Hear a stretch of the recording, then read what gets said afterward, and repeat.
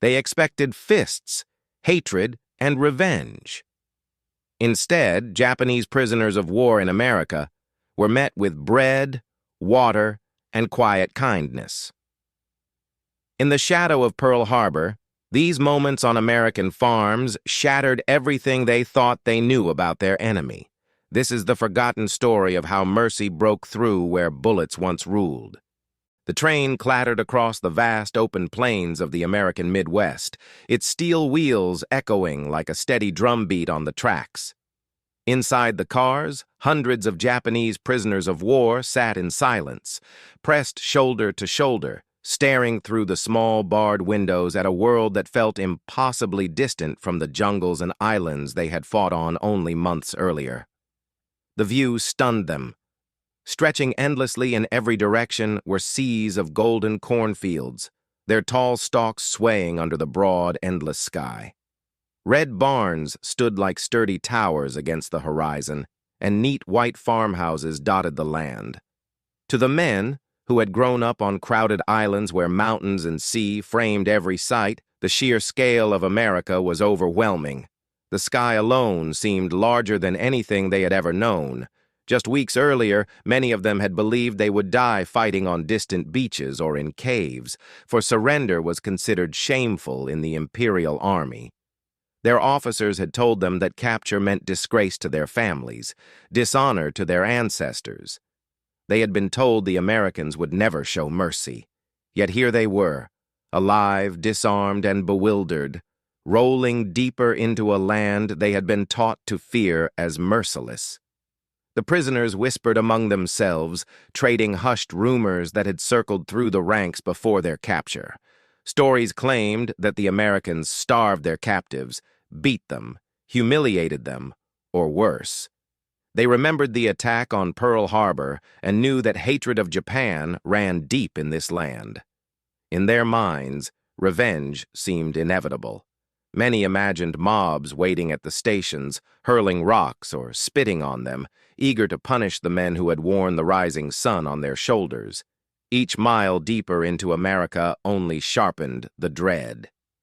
Yet when the train slowed near small Midwestern towns, the scene outside did not match their fears.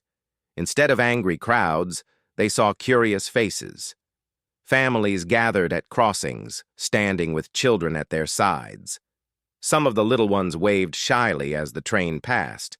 Others simply stared, wide-eyed, at the strange sight of uniformed enemy soldiers behind bars.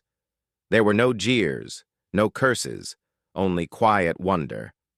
The Japanese men, braced for hatred, found themselves unsettled by the absence of it. Confusion grew where fear had been. When the train finally pulled into the guarded compound surrounded by barbed wire, the prisoners stiffened. They tightened their jaws, preparing for blows, insults, or worse. But the American guards who waited on the platform behaved differently than expected.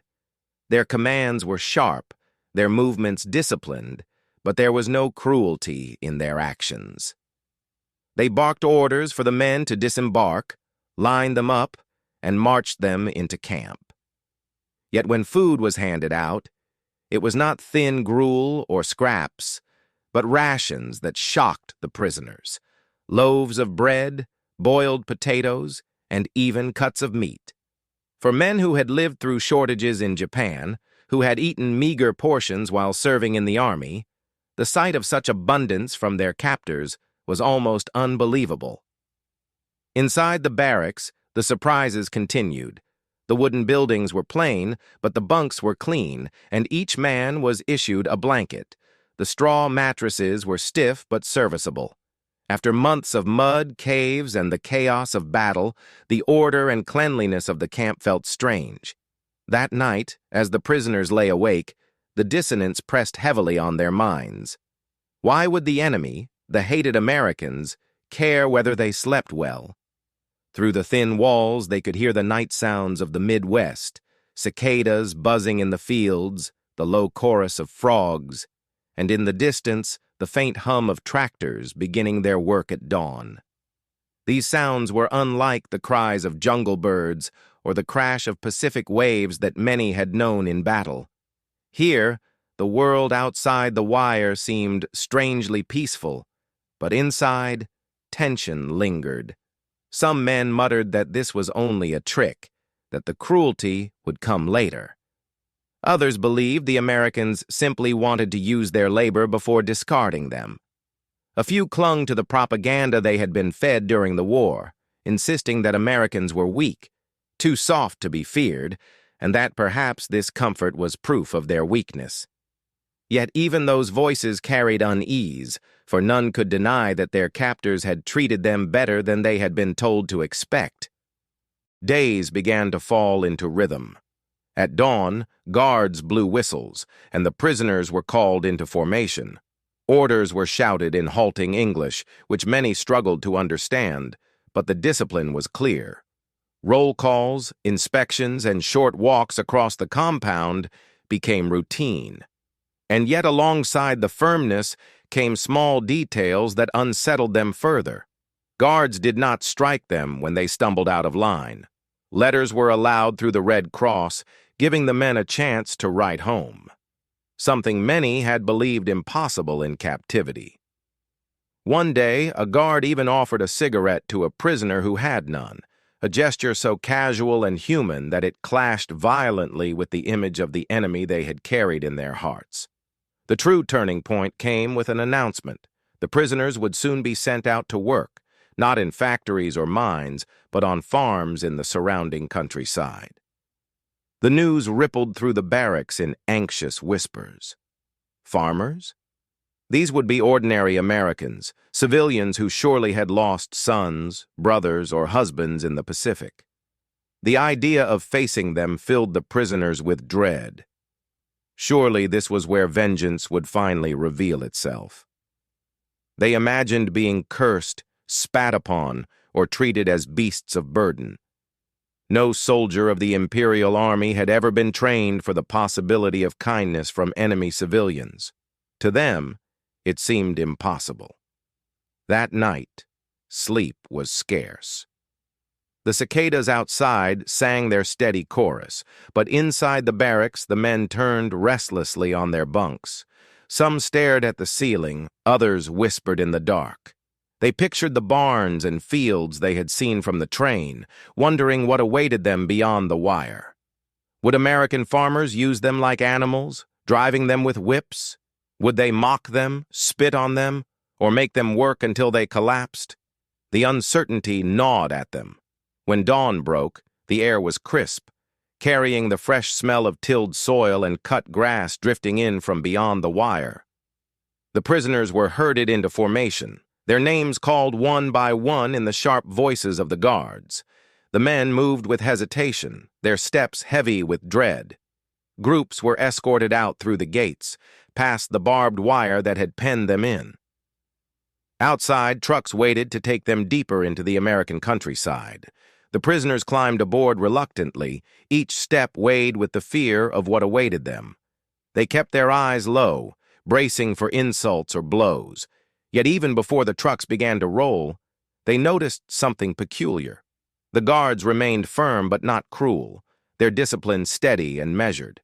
There were no jeers, no stones, no angry mobs, only the quiet fields stretching out under the vast American sky. For the Japanese men, trained to expect nothing but hatred and brutality, the realization struck deep. Things were not unfolding as they had been taught. And as the trucks rumbled into the farmlands of the Midwest, they carried with them not just prisoners of war, but men on the edge of discovering a truth they could never have imagined in the caves of the Pacific. That even in the heart of the enemy's land, humanity could still be found. Farmers had gathered at the edge of their fields with wagons, standing at a respectful distance. They did not jeer, nor hurl stones, nor spit at the passing trucks. Instead, they looked on with curiosity, gazing at the rows of Japanese prisoners riding past them. The men inside the trucks sat silently, eyes lowered, their minds churning with suspicion. They pictured the faces of Americans who had lost brothers at Pearl Harbor or sons in the island campaigns. men who must have carried hatred deep in their hearts. Surely such farmers would leap at the chance for vengeance. Some prisoners whispered that perhaps the guards would look away when the truck stopped, turning a blind eye so that justice, American style, could be done with fists, boots, and curses. But when the trucks jolted to a halt at the first farm, what the prisoners saw was nothing of the sort. Instead of rage, they found a scene so ordinary it unsettled them. Women bending over lines of laundry, pegging shirts and sheets to dry in the fresh breeze. Children chasing each other along a wooden fence. A farmer climbing down from his tractor, wiping sweat from his brow with the back of his hand. To men hardened by jungle fighting and the terror of capture, this glimpse of everyday life struck them as unreal, as if they had been dropped into a world untouched by war. The first hours were a test. The prisoners were led into fields of corn and wheat, shown the tools they were to use, and given orders more by gesture than by words. The guards stood nearby, rifles slung across their shoulders, but their posture was relaxed. They barked instructions when needed, but they did not shout or strike. The labor itself was hard, yet familiar. Many of the Japanese men came from farming villages back home. Though the crops were strange, the earth felt the same. The rhythm of bending, digging, and lifting spoke to them in a language older than war. For the first time since capture, their muscles strained not under fear of death, but under the honest weight of work. When the sun reached its peak and heat pressed heavy on their backs, the guards called a halt. The prisoners stood, chests heaving, expecting insults or mockery. Instead, a farmer approached, carrying a wooden pail of water. The men stiffened, convinced that cruelty was about to unfold. Perhaps the water was foul, perhaps it was meant as a trick. But the farmer set the pail down without a word, dipped a ladle into it, and held it out. His gesture was simple, his eyes unreadable. The first prisoner hesitated, then stepped forward, cupping the ladle with shaking hands. The water was cold and clean, tasting faintly of iron and soil. It shocked them more than any blow could have. The farmer gave no speech, no sign of hatred or forgiveness. He simply nodded once, turned back, and walked away. Yet in that silence, the men sensed something unexpected, not contempt, not vengeance, but the plain acceptance of their humanity. That night, when they returned to the camp, the barracks buzzed with low, urgent conversation. Each man spoke of what he had seen. Children who had pointed but not cursed, women who had gone on with their chores as if the enemy's presence was nothing to fear, and above all, the farmer who had shared water without insult. Some laughed nervously, trying to brush it away as meaningless. Others frowned in deep confusion, unable to reconcile such gestures with the image of the merciless America they had been taught to fear. The Imperial Army's propaganda had promised cruelty, yet the reality felt different. How could this be? The question hung in the air like smoke. Still, doubts lingered. Many muttered that it was temporary, that once the novelty wore thin, anger would surface. They reminded one another of Pearl Harbor, of the sailors and civilians who had died in fire and smoke on that December morning. Surely no nation could forgive such wounds so easily. The prisoners repeated this to themselves, as if clinging to the certainty of hate would shield them from the discomfort of kindness. Yet as they stretched their sore limbs on bunks that night, their bodies aching from honest labor instead of punishment, the doubt remained. What if the Americans were not what they had been told? What if behind these small gestures lay something deeper, something they had never prepared for? The next morning, the routine began again. Guards shouted names, men fell into lines, and the trucks rumbled to life. Yet this time, tension sat side by side with curiosity. Shoulders were still rigid, but glances darted toward the fields beyond the wire. The memory of the farmer offering water lingered like a quiet echo. Could it have been a trick? Or was there a pattern forming in this strange civility? The trucks bounced along dusty country roads, carrying the prisoners through a landscape that seemed endless. They passed farms where cattle grazed in pastures and tractors crawled slowly across furrows of soil. This was no battlefield, no burned villages, no smoldering wreckage. no cries of the dying. Here, life moved to the rhythm of planting and harvest, of sweat and seasons. To the Japanese prisoners, it was another world entirely. Their destination was a larger farm, broader fields stretching out in neat rows of sugar beets and beans.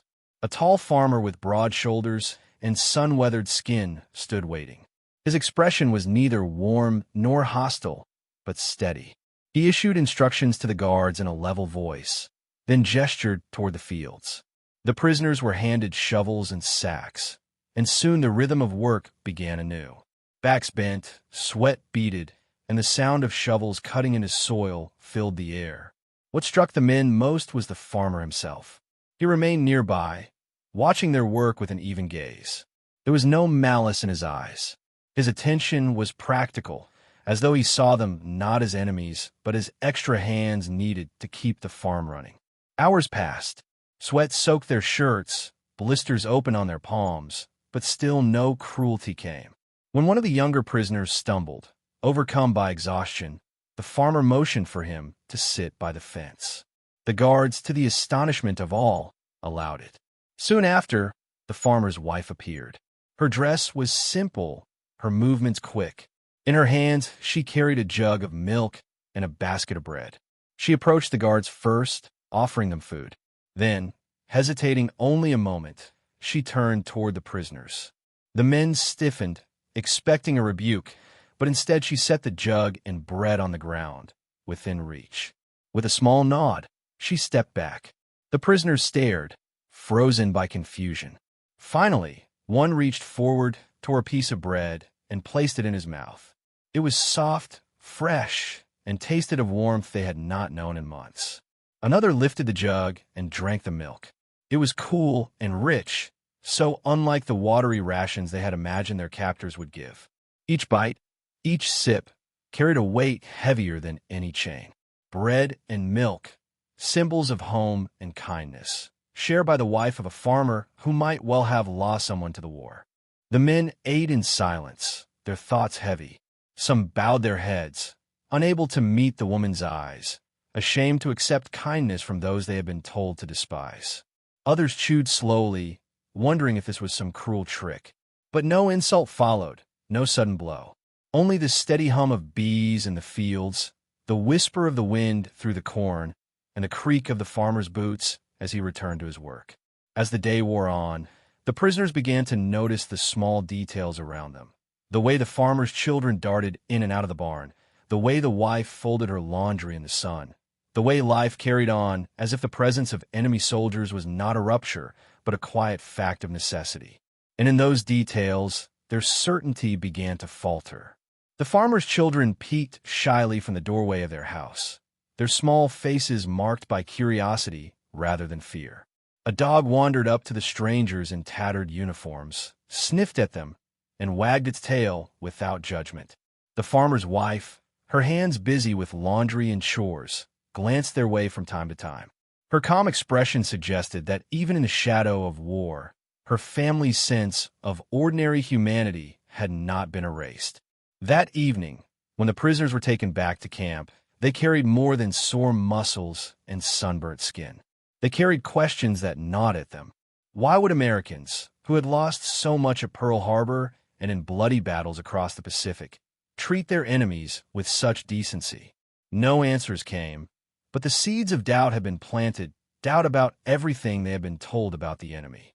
By the third week of labor, a rhythm had formed. Each morning the Japanese prisoners rode beyond the fences, past barns painted in fading red and fields heavy with crops. They bent their backs under the sun, hands blistered and raw from work. Yet the hardest part was not the toil. It was the behavior of the farmers. Where they had expected insults, scorn, or hatred, they found instead a quiet civility. One morning, an older farmer whose son had served in the Pacific nodded at them and spoke a few simple words in English. Work well. Eat later. There was no sneer in his voice, no bitterness in his eyes. The tone was plain, steady, even tinged with kindness. The Japanese prisoners looked at one another in disbelief. Could this man, who had likely read about Pearl Harbor in the papers and perhaps buried a nephew or cousin in the war, really speak to them as if they were only hired laborers? As the days stretched on, the gestures multiplied. Directions were given with firm hands but calm voices. Mistakes in the fields, rows planted unevenly, tools mishandled, were corrected without cruelty. Once, when a young prisoner staggered beneath the weight of a sack, another rushed to help him. To their surprise, the farmer nearby smiled faintly at the small act of cooperation. For men who had braced themselves for anger, such moments were deeply unsettling. The prisoners' confusion grew sharper when they remembered their own homeland. In Japan, prisoners of war were often treated brutally, dishonored, considered less than human. Yet here, across the ocean, their captors behaved differently. It was as if an invisible code restrained the Americans, a code that demanded a degree of fairness, even compassion, toward those who had once tried to kill them. The wound of Pearl Harbor loomed large in their minds. That December morning had been celebrated in their country as proof of Japanese strength, a proud strike against a mighty foe. Yet for Americans, it was the wound of a lifetime, a scar carried by every family. How, then, could these farmers, ordinary people who had surely read about the dead in the papers, choose to treat them with calm voices and small gestures of kindness? To the prisoners, it seemed unnatural, almost impossible. One afternoon, while they worked in a field of soybeans, a farmer's wife appeared carrying a basket of apples. She handed some to the guards, then, hesitating only slightly, offered the basket to the prisoners as well. Time seemed to stop. Japanese soldiers, once sworn enemies, now stood biting into fruit freely given by those they had been taught to fear. The sweetness of the apples felt almost unbearable. Some men ate quickly, others hesitated in shame, but none could deny what it meant. A simple act of kindness had cut deeper than any blade. That night in the barracks, the men whispered in hushed voices. "Why are they like this?" one asked. Another guessed it must be a trap. But no cruelty followed, no tricks were revealed. The kindness repeated itself day after day, as ordinary to the farmers as breathing, but extraordinary to the men who had braced for hatred. Slowly, the fear that had once sharpened every moment dulled. In its place grew a grudging respect for their captors. The realization struck hard. America's strength was not only in its weapons and machines, but in its spirit. By midsummer, the rhythm of captivity was marked less by barbed wire and guards and more by the steady work in the fields. The prisoners rose at dawn, traveled dusty roads, and walked into the lives of American farmers who treated them with a civility they could not understand. What shocked them most was not the absence of cruelty, but the presence of ordinary, human moments. It began with greetings. Farmers, their hands cracked from years of labor, would nod and say, "Morning," as the prisoners stepped onto the soil. The words were simple, but the tone was gentle, even respectful. Many prisoners, too ashamed to respond, looked away at first. But in time, some bowed slightly, the only gesture they knew to return respect. Greetings soon became routine, a quiet acknowledgement of shared humanity in a world torn by war. Meals brought more such moments. At noon, while the guards distributed bread, beans, and potatoes, a farmer might offer a canteen of water or pass along a piece of fruit. Once, a boy no older than 10 carried a basket of peaches from his family orchard. His wide eyes darted nervously among the foreign faces, but he handed the fruit out one by one. The prisoners accepted silently, moved in a way they could not explain. The sweetness of the peaches lingered long after the taste had faded. Even the work created bonds. The guards watched from a distance, but it was the farmers who taught them how to handle machinery or cut rows straight. Some prisoners, eager to prove themselves useful, mimicked their gestures, and a few dared to use broken English. "Like this?" they asked. The farmers, more often than not, nodded or even chuckled softly at the clumsy attempts. For the Japanese men, who had braced for hatred, hearing laughter not sharpened by scorn was something entirely new. Not every day was easy. Tools broke, tempers flared, misunderstandings multiplied. One afternoon, A prisoner accidentally snapped the handle of a hoe. He froze, bracing for anger. He braced for a beating. In his own army, such a mistake would have drawn fury, if not blood. But when the hoe's handle snapped in his hands, the American farmer simply took it, studied the break, and gave a tired shrug. Without a word, he fetched another tool and handed it over. No strike, no curse, only a weary sigh that carried more weight than any blow. That night in the barracks, the prisoner confessed to his comrades that he had never felt shame so deeply. A shrug had wounded him more than punishment could have. Slowly, the men realized something they had not expected. They were not invisible shadows haunting these fields. They were being noticed, spoken to, and treated with a dignity that unsettled them. Every nod from farmer, every shared apple or peach, every laugh at a clumsy attempt at English chipped away at the image of the Americans drilled into them during the war. The kindness of these simple gestures cut deeper than any weapon, forcing them to question not only their captors, but themselves. As the weeks stretched into months, the invisible wall between farmer and prisoner began to thin. At first, the exchanges were silent, gestures, nods, the passing of tools. Then, gradually, words began to slip into the air. Some of the younger Japanese men, who had studied bits of English in school to understand propaganda, tested their vocabulary cautiously. Their accents were heavy, their grammar broken, but the farmers responded with patience. One afternoon, a prisoner struggling with a sack of grain watched the farmer tap his chest and say a single word, heavy. The sound echoed in the man's mind. He repeated it clumsily, heavy, earning a small smile from the farmer. Another time, a prisoner pointed at carrots and asked haltingly, name? The farmer crouched, pulled one from the soil, and said, carrot, carrot. The men murmured the word among themselves, as if it were a secret code passed behind enemy lines. Language became more than a tool. It was a fragile bridge across the gulf of war. The farmers, too, seemed curious. During quiet moments when the guards' eyes wandered, they asked simple questions. Pointing toward the prisoners, they would say Japan and make a questioning gesture. The men responded with nods and rough sketches in the dirt. Mountains, houses, a rising sun flag drawn with a finger. The Americans studied the drawings carefully, as if trying to imagine lives far across the Pacific. One day, during a midday break, an elderly farmer tried something bold. Sitting on a fence rail with his pipe in hand, he asked a prisoner a single word, family. The man hesitated. In the Imperial Army, to speak of family was weakness, even dishonor.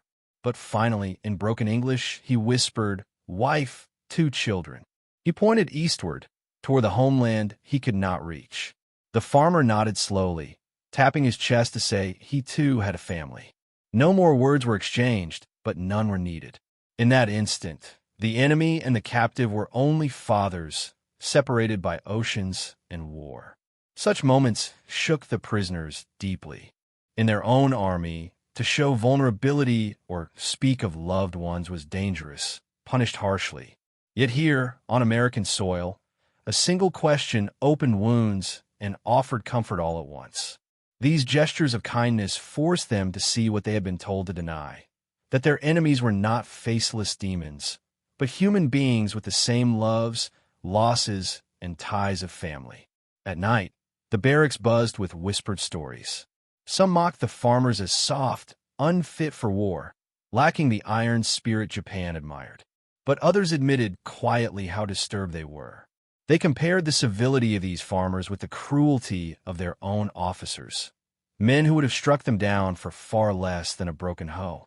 The contrast gnawed at them, planting doubts too dangerous to speak aloud. Were they misled all along about the true nature of their enemy? By autumn, when leaves flamed red and gold across the fields, a fragile bond had formed between captors and captives. It was stitched together with nods, broken English, shy smiles, and shared food across the Gulf of War. For the Japanese, each word learned carried more than meaning. It carried revelation, the unsettling truth that kindness could exist even where history said it should not. When winter crept into the countryside, snow dusting barns and pastures, the rhythm of labor shifted. No longer planting, they mended fences, tended animals, repaired what the season demanded. Yet the farmers treated them with the same quiet civility. The work changed, but the gestures of humanity remained. In whispered conversations after lights out, the men could not avoid the comparison. They thought of their own army's treatment of captives in China, the Philippines, or across Asia, beatings, starvation, death. To be a prisoner in Japan was to be stripped of honor, to be less than human. Yet here, thousands of miles from home, they were given food, blankets, and even respectful words from men whose brothers had been killed at Pearl Harbor. The contradiction weighed on them heavily. One night, a former petty officer admitted what many felt but dared not say. "We were told Americans had no honor," he whispered. "But these farmers, they bow their heads at graves. They treat us like men, not animals." His voice shook as he spoke, for in another time and place such words could have been called treason. Inside the barracks of the American camp, such thoughts did not vanish into silence. They carried weight.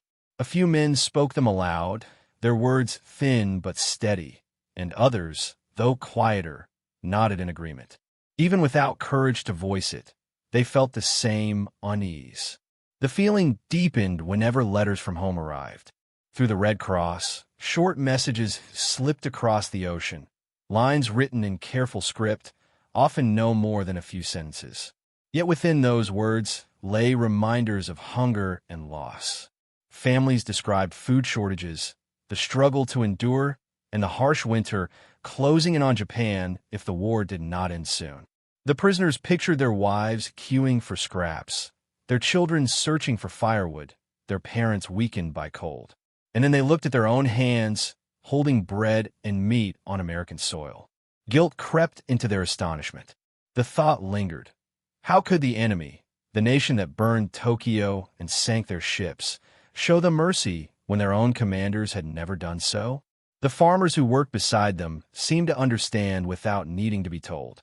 They never mocked the prisoners with generosity, nor did they offer dramatic signs of forgiveness. Instead, their kindness was woven into the ordinary. A steady nod each morning, a quiet good work when tasks ended, a brief laugh shared when a cow shoved a man too close to the fence. These moments were small, but relentless. Their constancy left no room for denial.